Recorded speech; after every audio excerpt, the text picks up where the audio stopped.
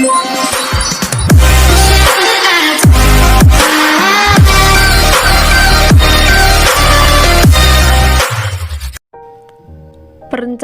diperlukan dan terjadi dalam berbagai bentuk organisasi, karena perencanaan adalah proses dasar manajemen untuk membuat keputusan dan mengambil tindakan.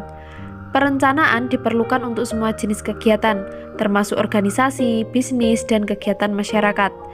Rencana ada untuk semua fungsi manajemen, karena fungsi ini hanya dapat melaksanakan keputusan yang ditetapkan dalam rencana. Dalam pembahasan kali ini berfokus pada elemen spesifik dari proses perencanaan dan proses yang terkait erat dengan pemecahan masalah dan pengambilan keputusan.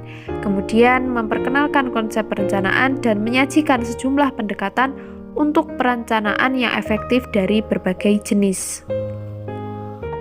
Selanjutnya, kriteria penilaian efektif rencana.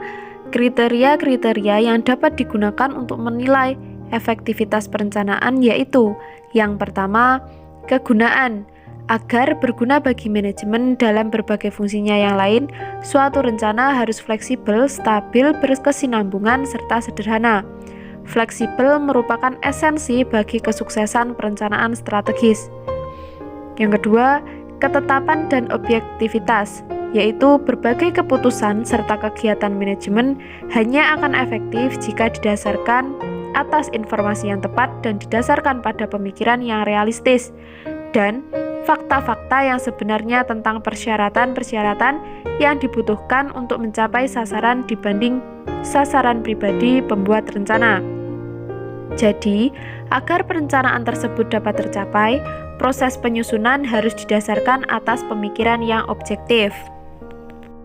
Yang ketiga, ruang lingkup, yaitu perencanaan perlu memperhatikan prinsip-prinsip kelengkapan, kepaduan, dan konsistensi. Yang keempat, efektivitas biaya, yaitu efektivitas biaya perencanaan menyangkut waktu, usaha, dan aliran emosional. Jadi, jangan lakukan perencanaan bila hasilnya tidak meningkatkan penghasilan atau mengurangi biaya lebih kecil daripada biaya perencanaan dan implementasinya. Yang kelima, akuntabilitas, yaitu tanggung jawab atas pelaksanaan perencanaan, tanggung jawab atas implementasi rencana, dan yang terakhir adalah ketepatan waktu. Selanjutnya, model perencanaan rasional. Model perencanaan rasional memiliki modal antara lain PRIT dan CPM, model pemrograman linear atau linear programming model, model biaya manfaat, model masuk, serta model simulasi dinamik.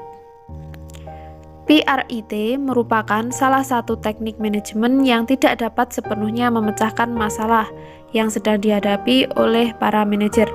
Tetapi PRIT dapat membantu seseorang manajer dalam menyadari masalah yang dihadapinya.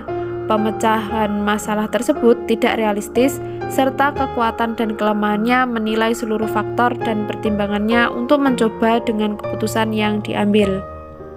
CPM merupakan akronim dari metode critical path dan metode kritis yang merupakan suatu teknik perencanaan dan pengendalian yang digunakan dalam proyek-proyek yang memiliki data biaya dari masa lalu. Metode jalur kritis memungkinkan seseorang manajer dalam menyelesaikan pekerjaan dengan waktu singkat, dengan lembar kerja seminimal mungkin, tambahan tenaga kerja maupun lembur seminimum mungkin, tambahan kerja atau tambahan peralatan, serta tidak terkena sanksi jika pekerjaan tersebut terlambat. Kemudian, model biaya manfaat atau cost benefit model didasarkan pada nilai yang telah diukur dengan harga yang diinginkan masyarakat. Model ini merupakan metode matematis yang menunjukkan dan mengukur manfaat serta biaya ekonomi suatu proyek ataupun program. Selanjutnya, model masukan keluaran didasarkan pada kenyataan bahwa di dalam sistem ekonomi modern, kegiatan produksi sangat berhubungan satu sama lain. Program linear merupakan teknik analisis kuantitatif mengandalkan model matematika atau model simbolik sebagai wadahnya. Dan yang terakhir, model simulasi dinamik atau dynamic simulation model merupakan himpunan persamaan yang menggambarkan sistem lingkungan ekonomi. Persamaan tersebut disusun dengan menggunakan komputer elektronik. Baik, selanjutnya yaitu hubungan perencanaan dengan fungsi manajemen lainnya. Yang pertama, hubungan perencanaan dengan pengorganisasian dan penyusunan personalia. Pengorganisasian merupakan proses pengaturan kerja bersama sumber daya keuangan, fisik, dan manusia dalam organisasi. Perencanaan menunjukkan cara dan perkiraan bagaimana menggunakan sumber daya tersebut untuk mencapai efektivitas paling tinggi.